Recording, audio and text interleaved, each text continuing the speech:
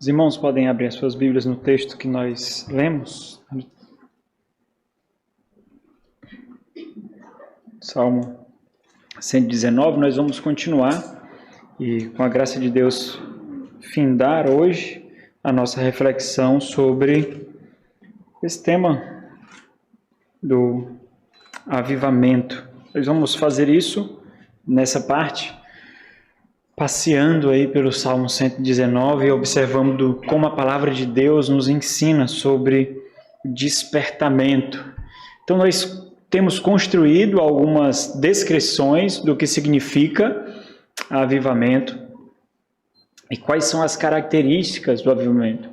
Nós nos detemos em 3 características em especial: arrependimento, humildade e obediência, embora nós observamos outros temas que são ligados a esse, como nós expressamos arrependimento, como nós expressamos humildade, como nós expressamos obediência.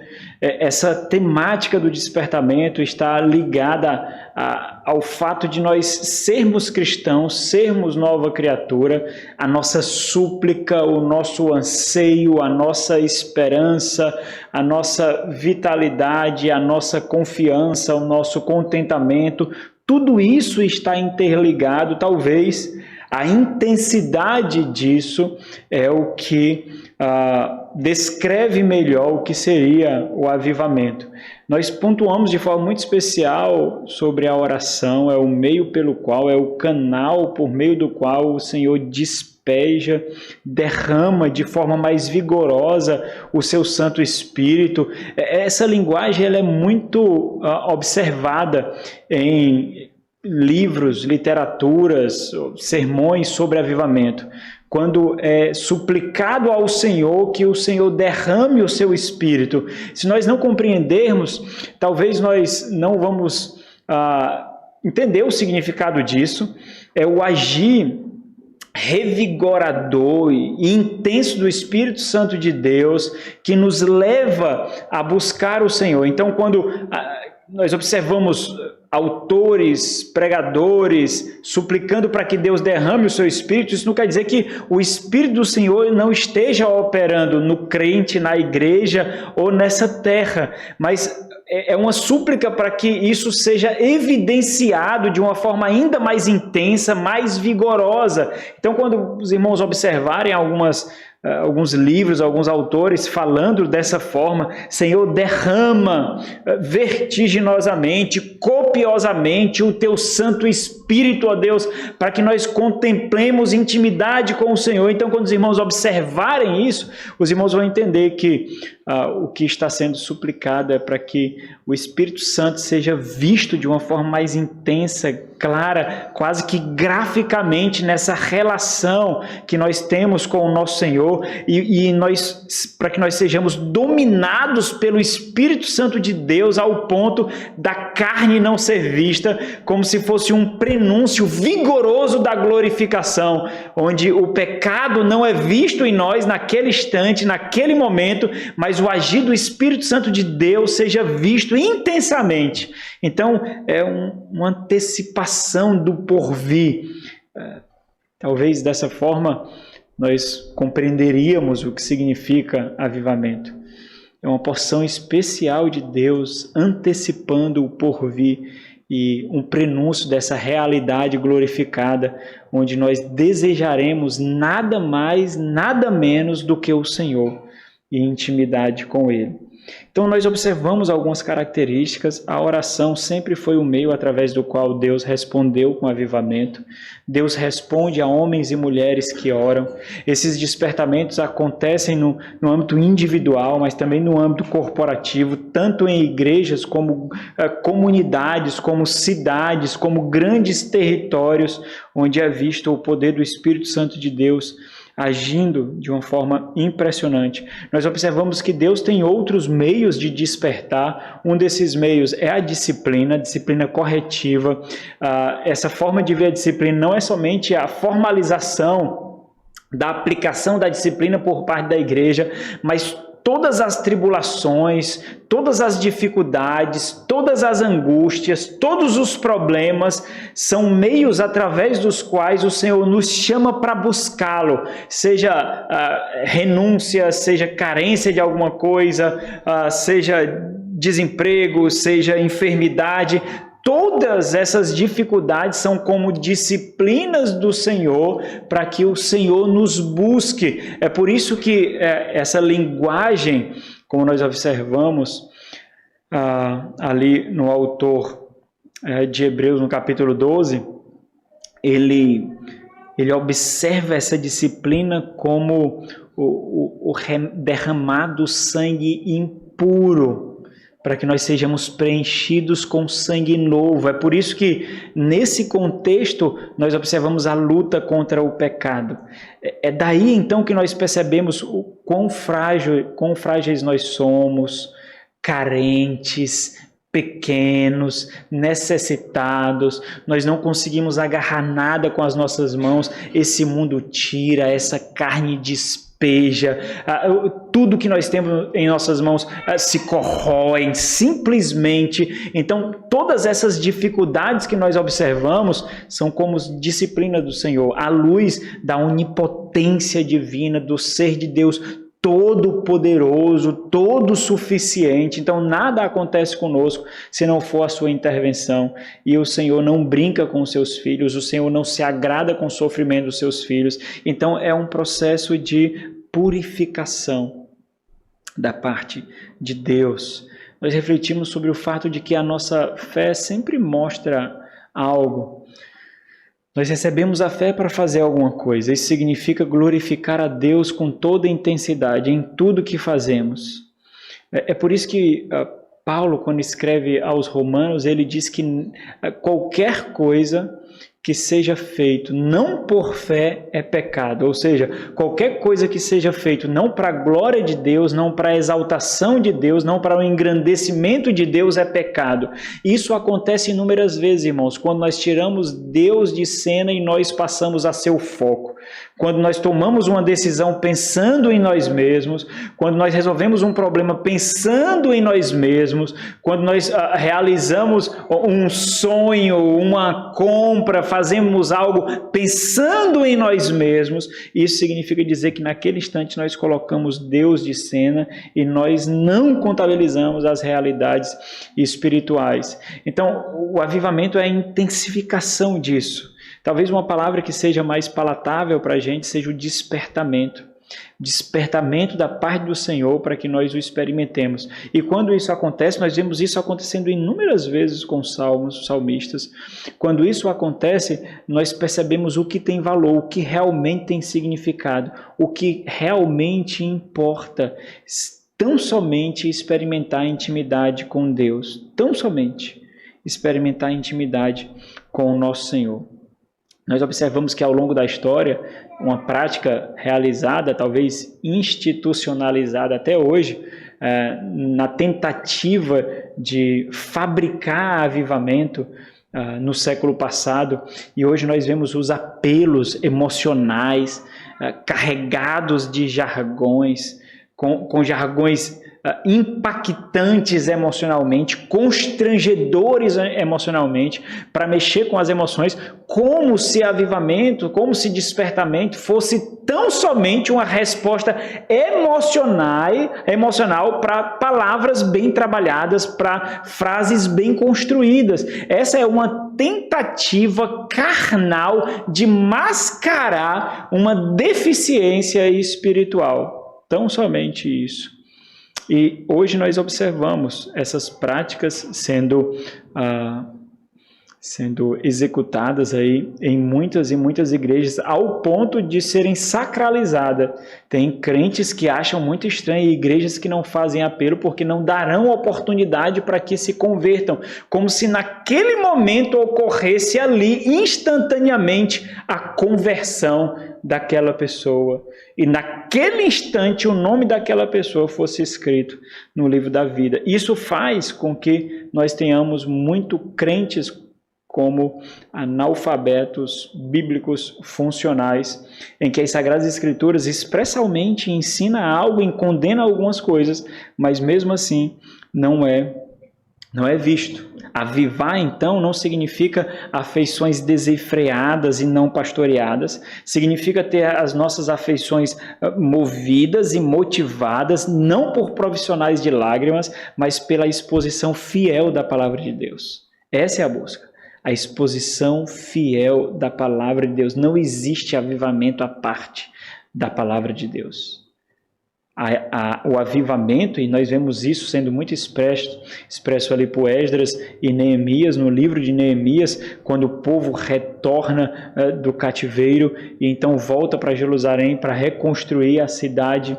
Então nós vemos o livro sendo aberto, e quando o livro está sendo lido, o livro da lei do Senhor, lido e explicado, o povo se derrama em lágrimas por ver a lei de Deus esquadriando o seu coração, esquadriando o seu ser, por contemplarem a perversidade do que os seus antepassados fizeram, e o terror de desfrutar disso mais uma vez, o terror de contender com Deus, de contender contra Deus, o terror de agredir a Deus, a profunda sensação da nossa pequenez, da nossa insuficiência, da nossa insignificância, e a grandeza do ser de Deus se condescendendo a nós para nos amar, para ter relacionamento conosco, perdoando pecados que nos causa profundo prazer, quando deveria causar arrependimento. Então, diante disso, como nós poderíamos descrever, com outras palavras, de outra forma, o avivamento?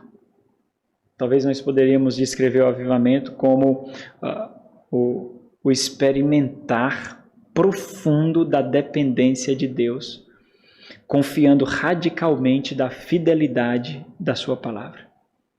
É a profunda experiência de dependência de Deus e confiança radical na fidelidade da sua palavra, não na fidelidade das nossas emoções. Os irmãos, observam que nós confiamos, parece que as nossas emoções são fiadores fidedignos da verdade.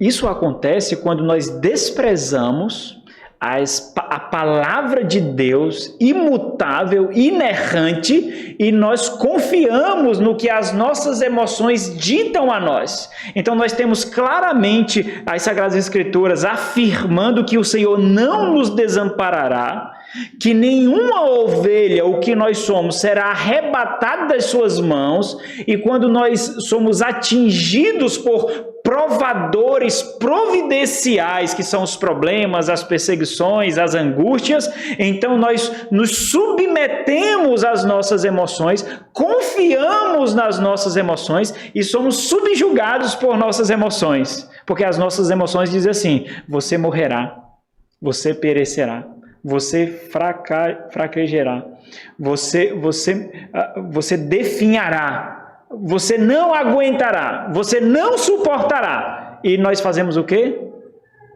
O que dizes é certo. É mesmo, não aguentarei. Então, parece que nós colocamos em alto nível as nossas emoções, quando deveria ser o contrário. Nós olharíamos para a carne falando, para Satanás nos tentando, e nós mandaríamos ele calar a boca, mortificaríamos a nossa carne e olharíamos para a palavra de Deus e diríamos: o que tu dizes é verdade. Chorando e gemendo confiarei. Não entenda confiar em Deus com heroísmo cristão, irmãos. Nós confiamos em Deus chorando. Não entenda um absurdo que choro é o oposto da confiança em Deus. De que gemido é o mesmo que murmuração e o oposto da confiança em Deus. Não faça isso. Você vai colocar um jugo muito pesado sobre você. Nós confiamos em Deus chorando. Nós confiamos em Deus com honestidade radical. falando de fato que a nossa alma está apegada ao pó, que nós estamos na antessala da morte, que estamos ouvindo a morte batendo a porta. Nós confiamos assim. Nós aprendemos isso com os salmistas, irmãos. Mas o grande problema é que, por entender que o avivamento, o despertamento é apenas uma carga emocional diferenciada, nós então colocamos emoção contra emoção. Então, se o despertamento é emoção e o choro é uma emoção, um contradiz o outro. Então, nós não podemos desfrutar de um e do outro ao mesmo tempo. E aí nós fazemos questão de transparecer uma imagem daquele crente que tudo vai dar certo. Ou coisa chata é esse crente que tudo vai dar certo. Eu vou dizer. É um cara chato mesmo. É chato. Porque quando você tenta conversar com uma pessoa assim, exercitando aquilo que nós aprendemos com os salmistas nas Sagradas Escrituras, sendo honestamente claro, você diz, olha, tá difícil, cara. Tá difícil.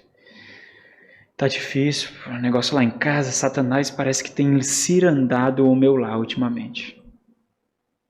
E os efeitos disso têm sido percebidos. E eu já perdi algumas vezes essa batalha. Eu já perdi. E aí o crente ou a crente em que tudo dá certo, acaba jogando um balde de água fria em você, dizendo assim, que é isso, papai? Você tem Deus, tem tudo. Que moleza é essa? O importante é estar em Cristo. Não fraqueja não, você está em Cristo, então você tem tudo. É isso que importa. Bola para frente, rapaz. Deixa de besteira. O negócio é continuar em Cristo e seguir firme. Olha aí. Então você busca um cúmplice e encontra um algoz. Você busca um irmão e você encontra um julgador, com palavras mansas, com palavras suaves, mas é isso que nós encontramos. Então, muito cuidado vocês para não acharem que despertamento é tão somente uma disposição emocional, cujo outras disposições emocionais subjuga essa. Nós observamos aqui, diante da leitura da lei de Deus, Neemias, o que foi que o povo fez? Chorou e gemeu. Chorou e gemeu. Chorou e gemeu. Então, posto isso, vamos observar o Salmo 119, que ele nos ensina sobre o despertamento. O Salmo 119 é um belo hino à lei de Deus. Nós já expusemos todo o Salmo 119 aqui. O tema da série foi Novas Criaturas Amam a Lei de Deus. O Salmo 119 é uma profunda e intensa declaração de confiança e descanso na imutável, infalível e inerrante Palavra de Deus. Nós não temos muitas informações sobre o Salmo 119, todo o contexto que ele envolve, a não ser aquilo que nós vemos nos próprios versículos. Mas nós vemos muito para intensificar o seu ensino. Primeiro, nós sabemos que o salmista do Salmo 119 é um jovem. Então, ele troca a volatilidade das paixões da juventude pela dependência e confiança à lei de Deus. Ele poderia, então, dar vazão à sua volatilidade juvenil e se desgarrar de Deus, mas não é isso que ele faz. Ele troca isso pela dependência da lei de Deus, da palavra de Deus. Nós vemos isso no versículo 9, nós vemos isso no versículo 100. É um jovem aqui. Claramente também nós percebemos, por inúmeros versículos do Salmo 119, que esse jovem crente está passando por profunda angústia. E as palavras que ele usa quase que imprimem uma cena diante de nós. Ele passa por angústia, por abandono, por perseguição. Olha o versículo 25 do Salmo 19, diz assim, a minha alma, como eu fiz referência, a minha alma está apegada ao pó. Vivifica-me segundo a tua palavra. Se a gente entender que a alma é algo imaterial, que está apegado a algo material, como é que funciona isso? Algo imaterial, que é a alma, está apegada a algo material. Ele está descrevendo aqui o fato de que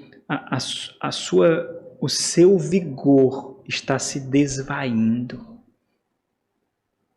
Aquilo que lhe dá vida, ânimo, que o liga a Deus, está escorregando por entre os seus dedos, está diluindo. Ele está experimentando antecipações de morte. Olha aqui, talvez se eu descrevesse em algum momento de angústia para vocês isso, talvez vocês pensariam que eu me desviei, que eu fraquejei. Não é? É sim, sem sombra de dúvidas. Talvez seja por isso, irmãos, que nós não sejamos tão honestos uns com os outros. Nós fazemos questão de assumir um personagem que não fraqueja, um personagem que não chora, um personagem que nunca tem a sua fé golpeada, nunca tem a sua esperança golpeada. Mentira, é mentira. Tem sim. Todos nós temos. É mentira. Todos nós temos. Mas nós fazemos questão de imprimir um personagem. Qual é a consequência disso? Você terá que sustentar esse personagem. E você não saberá ouvir exortações. Não saberá. Porque o seu personagem é perfeito, você não conseguirá ouvir repreensões. O seu personagem é glorificado já, não conseguirá. A verdade é que nessa peregrinação, nós caímos em pântanos, irmãos. Como o cristão do peregrino. Nós somos assolados. E isso não é o antônimo da confiança. Porque é a resistência na confiança, é a perseverança na fé e na esperança que referenda a nossa fé, a nossa conversão. É isso. Basta lermos os salmos, irmãos. É só lermos os salmos. Olha o Salmo 81.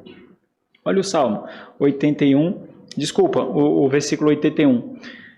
Ele diz assim, ó. Desfalece-me a alma, aguardando a tua salvação. Porém, ora, enquanto ela desfalece, eu sinto isso, eu experimento isso, eu espero pelo quê?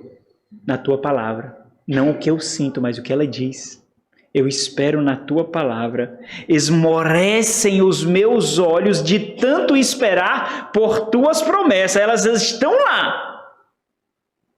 Enquanto digo, quando haverás de me consolar? Sabe por que nós não fazemos oração assim? Porque nós pensamos que é murmuração. E nós pensamos que fazendo isso, nós nos pareceremos fracos espiritualmente. Aqui o salmista dá uma surra na gente. Essa sinceridade e honestidade brutal. Brutal. E isso agrada a Deus, porque Deus é o Deus que vê o quê? Coração, irmão. Ele sabe quando você está maquiando. E quando você maqueia, você coloca entulhos nesse despertamento que você poderia experimentar. Você coloca entulhos. Porque você não quer um relacionamento sincero e fiel com Deus. Você não quer, você quer uma aparência diante da congregação. Você quer uma aparência diante da comunidade de fé. Isso para você é suficiente. Não importa se você vai deixar de subir degraus para se aproximar de Deus. Não importa. O importante é que você me ache santo. Que você me ache piedoso. Que você considere que eu sou uma mulher piedosa ou um homem piedoso. É isso que vale. Eu estou falando assim na ideologia de gênero não, viu, irmão? Só para ilustração. Aí você não percebe que Deus está vendo lá. E Deus diz assim, ó. Oh, rapaz, mais um entulho colocou. Poderia ter aproveitado essa oportunidade para se despir. Mas aproveitou e colocou um entulho. Vai ser difícil tirar esse entulho. Vai ser difícil. Porque ele já está se acostumando a colocar o entulho. Ele colocou mais um pouquinho. Oh, não era para ter colocado. Colocou mais um. Por isso que é difícil ter relacionamentos que não confrontam. Quando a gente tem muitos relacionamentos, dá tapinha nas costas. Elogia. Ó, você é uma pessoa que ora tanto. Eu fico impressionado com a forma como você é submissa, como você é um cabeça. Eu fico impressionado, rapaz. A isso referenda a sua omissão. Relacionamentos intencionais observam muito além do que olhos carnais, irmãos. Observa lá naqueles fragmentozinhos que você tenta esconder. Vocês olhem, está vendo isso aí? Não é normal, não. Isso aí não é normal, não. Você está escondendo muito bem, mas tem alguma coisa aí. Você tem coragem de dizer isso para o seu irmão? Se não tiver, não é relacionamento de verdade, não. Irmão, leva uma mão, não. Mas olha, isso daí tá estranho, não tá legal, não. Parece que não está certo. Talvez seja impressão minha ou talvez você seja muito habilidoso a esconder. Pode ser um dos dois. Vamos fazer assim. Eu não vou suspeitar de você, mas considere a minha palavra e avalie isso daí. E você sabe. Você sabe. Você pode continuar a leitura aqui até o versículo 85, mas a gente vai prosseguir. Por 16 vezes, no Salmo 119, o salmista ele suplica por vida. E o que ficou mais gritante na nossa exposição desse salmo é que vida aqui não é a vida física, biológica, material. Isso não é vida. Porque imagine, ele está passando por angústias, perseguições, abandonos, ele está completamente isolado, sua cara ao pó, experimentando ali os prenúncios da desgraça. Então ele percebe que a vida dele é como um pó. A vida dele, ele se encontrará com o abismo. O Sheol será o seu destino, isso é fato, ele percebeu isso. Mas o ponto é que a vida dele é o relacionamento vivificante dele com Deus, é fé, é vida espiritual, e isso ele não pode perder. Então, entenda isso, por mais que ele perca a sua vida física, a sua vida espiritual não é uma opção. Não é uma opção. É por isso que ele se despe, como é que fala? Despe de tudo, tira a roupa todinha. Tudo. E é por isso que ele é tão realista, tão claro. Porque nesse momento não dá para brincar. Não dá. Nesse momento é sinceridade com aquele que vê. Com aquele que vê. Então ele não está preocupado com essa vida. O despertamento nos traz isso, irmãos. Não adianta suplicar por intimidade com Deus quando nós mesmos colocamos entulhos para essa intimidade. Não adianta buscar do Senhor despertamento, vigor, vida, intensidade, quando nós somos os sabotadores. Não adianta. E se você tiver um impulso, o mínimo que seja, apenas um impulso de honestidade, você entenderá isso. Nós estamos num mundo de igrejas, numa cristandade que são profissionais de falsificações, seja de forma integral ou seja com migalhas, com parcelas. Mas nós falsificamos, todos nós falsificamos alguma coisa. Falsificamos nossas emoções, falsificamos os nossos ânimos, nós falsificamos. Isso é fato. Tão certo como todo mundo aqui luta contra o orgulho. Isso é fato. Nós falsificamos. Em alguma medida nós falsificamos. Sabe por que nós fazemos isso? Porque nós gostamos de como nós somos vistos. E quando isso acontece, Deus não vem. O Espírito Santo não é despejado vertiginosamente. Não é. Não é. E nós não teremos mais do Senhor. Não teremos. porque nós gostamos do que essa falsificação faz brotar para nós. Olha o versículo 71. Para o salmista aqui, ter vida equivale então a ter intimidade dependente de Deus. Foi-me bom ter passado por aflição. Você já disse isso? Foi-me bom ter ido para o leito de hospital. Você já disse? Foi-me bom ter essa doença. Foi bom ter passado por essa dificuldade no parto. Foi bom ter perdido o emprego. Você já disse isso? Tem coragem de dizer isso? Sabe por que nós não dizemos isso? Porque nós não aproveitamos. Não aproveitamos. Nós não aproveitamos. Agora, olha, ele está passando agora. Olha a percepção dele. Porque a aflição descortinou o que ele antes não via. Foi a aflição que fez isso. A aflição foi o acesso para o que antes ele não via. Para que aprendesse os teus decretos. É o Senhor, Deus. Tudo é o Senhor. A tua mão move o mundo. Os teus lábios decretam tudo. Tudo é o Senhor. Algo ainda mais interessante é perceber que, segundo o salmista, ser vivificado significa ser tomado pela santa palavra de Deus.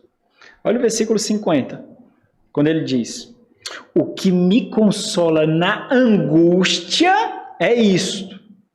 O que ele consola na angústia? É de saber que ela vai passar? Às vezes não é? Vai passar. Eu não estou dizendo que é ruim, não. Eu já disse isso várias vezes. Vai passar, irmão. Mas como você estará quando ela passar? Vai passar. Mas como você estará lá do outro lado? Como? O que me consola na minha angústia é isto, que a tua palavra me vivifica. Entenda isso. Ele está na angústia. Ele está no pó. Ele está na agonia. A palavra de Deus é o alimento que dá vida. É o alimento que não permite a alma desfalecer. O pó tomar conta dele completamente. É a palavra. Então observe como é diferente. Ele não deixa de orar. Ele não deixa de meditar nas Sagradas Escrituras, na lei de Deus. É o contrário. Ele sabe que lá é fonte. Ele vai à palavra de Deus. É diferente quando nós dizemos: eu estou tão assim desmotivado que eu não consigo nem orar. Aí lascou. Não lascou, não? Porque o único lugar que tem a fonte da vida, você não vai visitar. Aí Satanás fala o quê? Epa! Ô glória! Epa! Que bom! Estamos conseguindo! Versículo 93.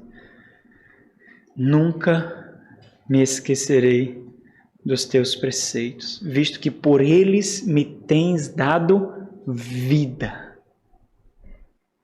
Observe que o salmista está experimentando aqui emoções absurdas, terríveis.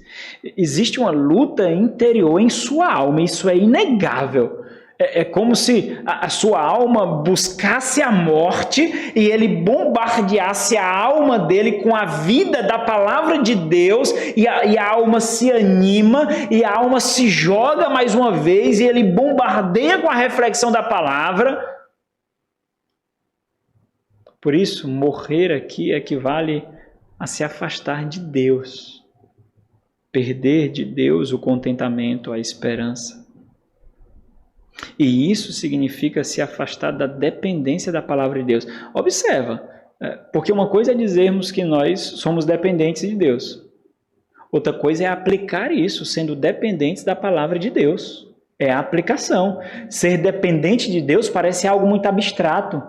É algo inalcançável, sem substância.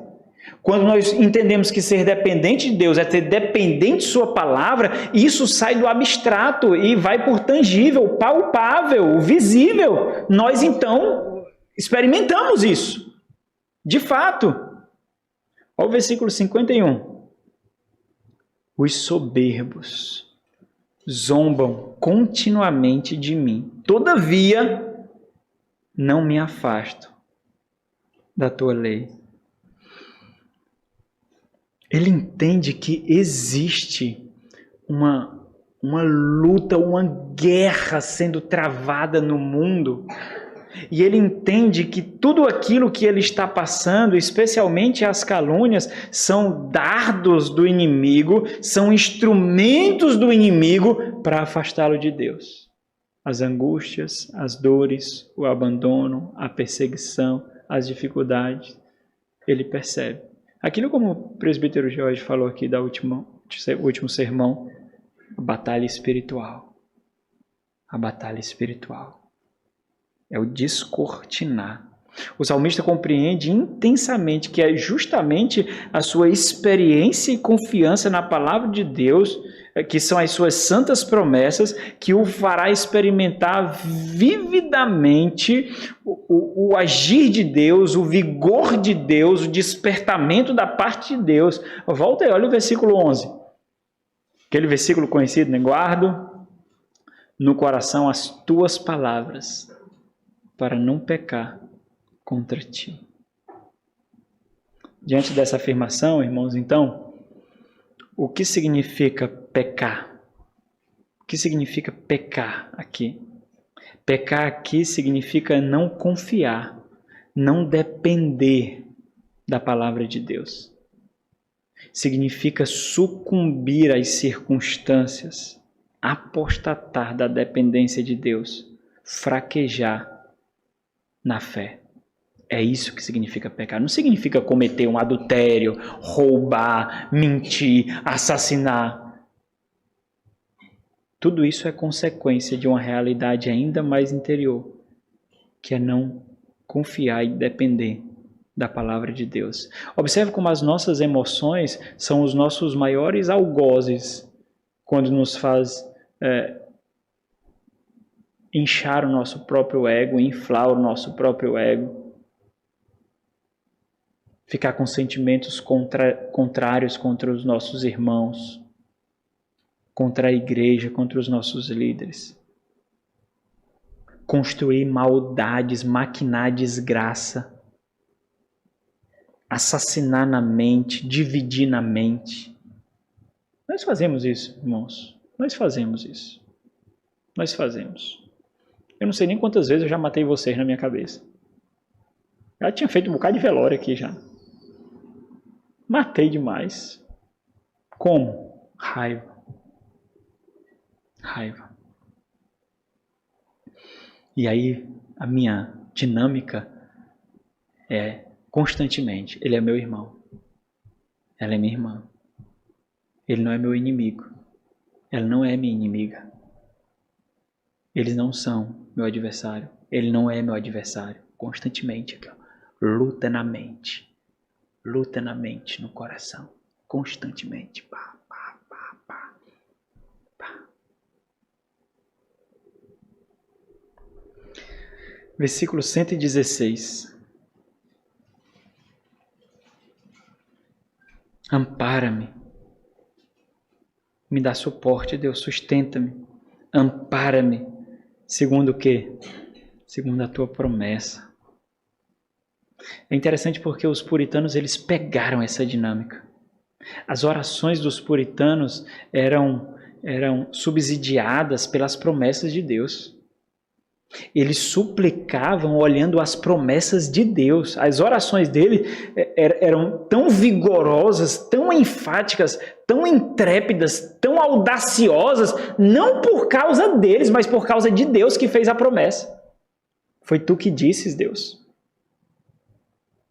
Sabendo que eu sou lixo, sabendo que eu sou nada, sabendo que eu sou insignificante, mas ainda assim tu disses isso, então faz, ó Deus, então faz segundo a tua palavra, Senhor. Ampara-me segundo a tua promessa, para que eu viva. Não permitas que a minha esperança me envergonhe. Olha aqui. parece uma pitada de dúvida, não parece não? Não parece? Mas não é. Sinceridade de uma criatura caída e fraca. Ele não está dizendo que vai ser envergonhado, mas ele sabe que corre o risco por causa dele.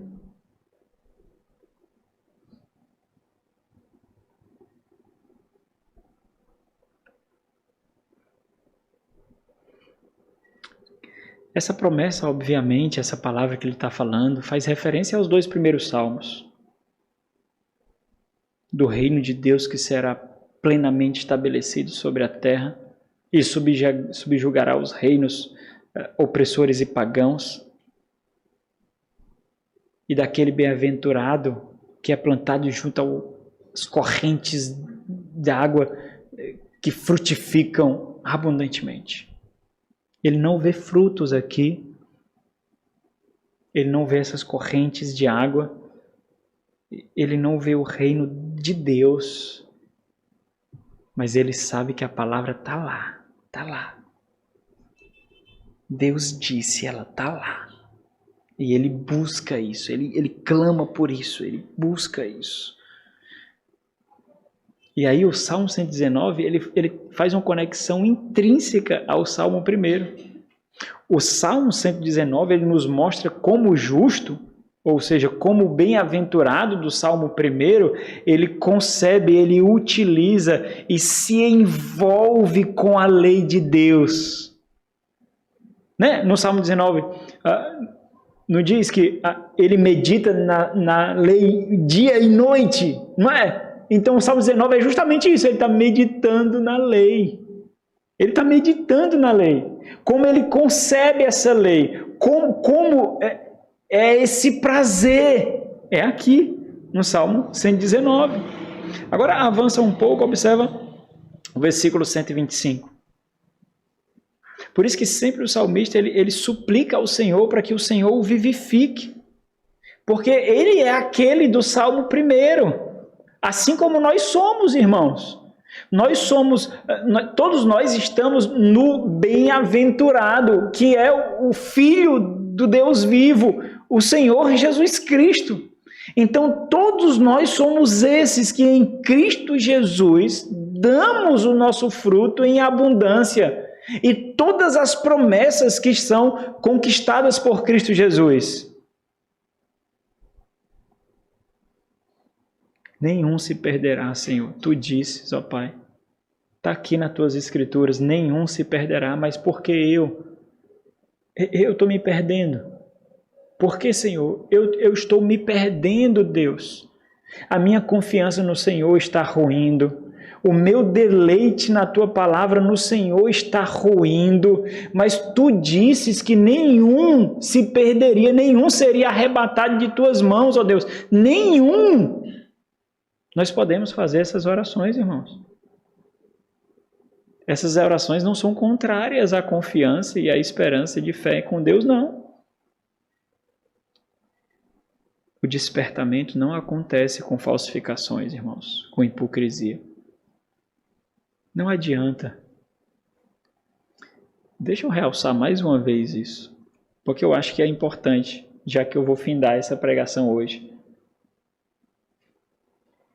Nós estamos num mar de cristandade onde hipócritas vencem, onde falsificadores são aplaudidos, onde falsificadores são heróis, e aqueles que melhor falsificam são os mais destacados. Sabe, nós temos que ter muito cuidado a julgar.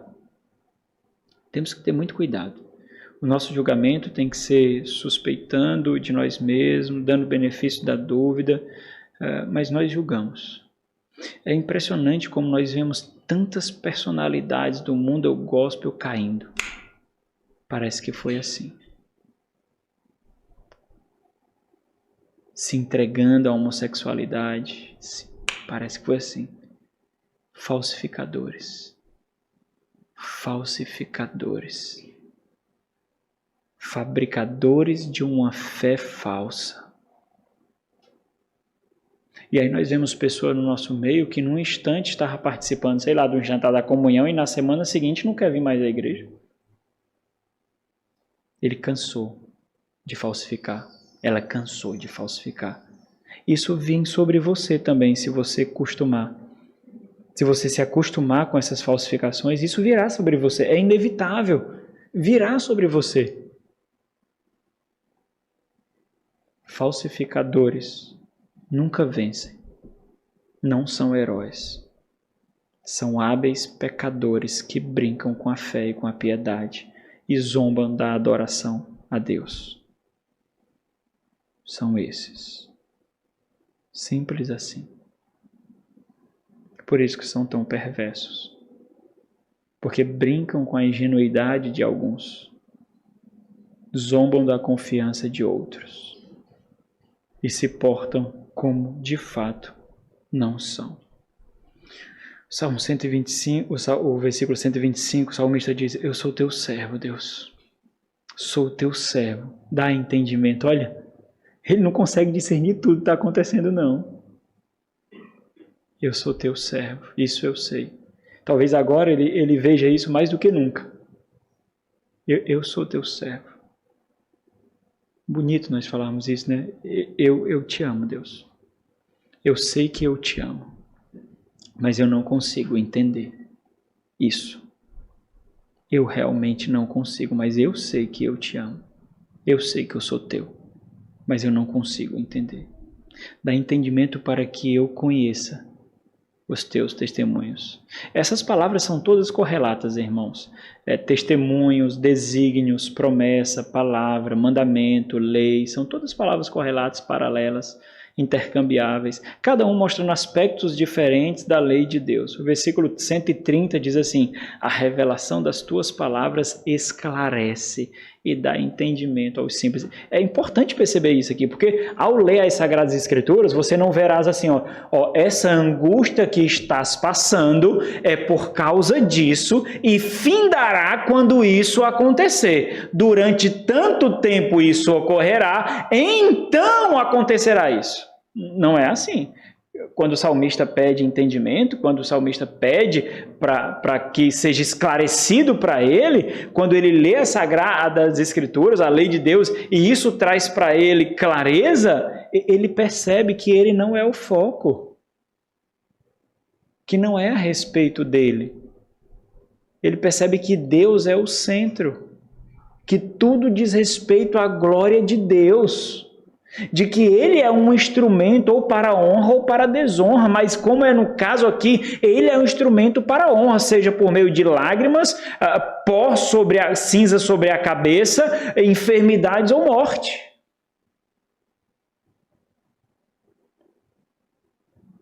Versículo 169. Chegue a ti, Senhor, a minha súplica. Dá-me entendimento, segundo a tua palavra. Portanto, irmãos, olhando aqui através das lentes do salmista, nós aprendemos que ser tomado por vida, por despertamento, ser vivificado por Deus significa ter um profundo senso de inadequação para viver sem Deus. Não há vida sem Deus. Eu sou completamente inadequado para viver uma vida em que Deus não seja o centro. Não dá. Dê-me tudo.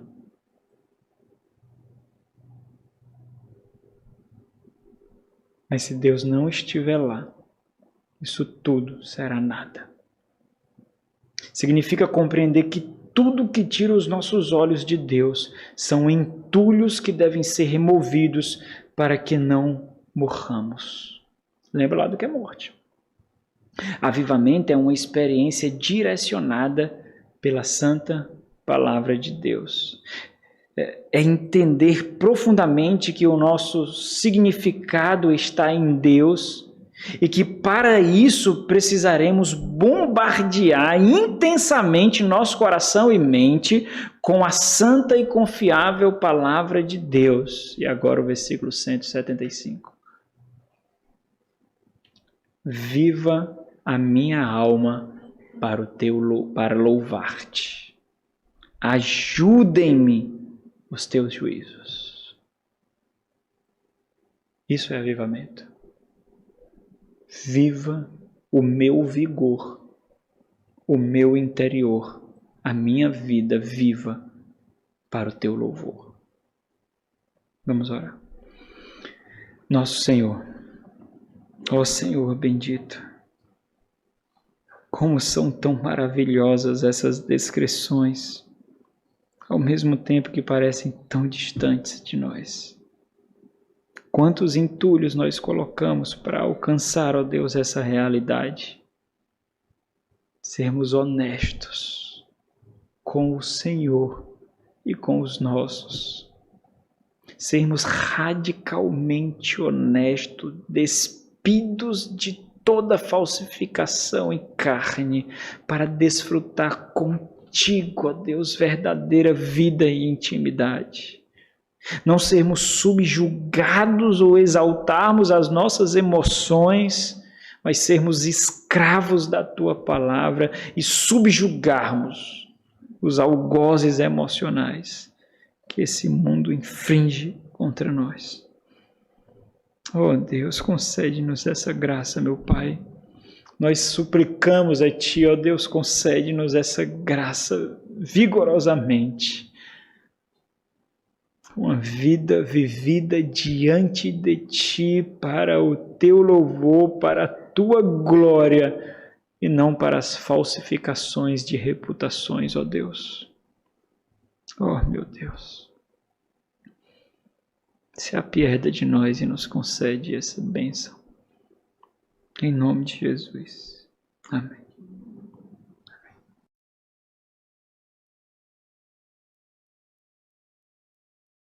Amém.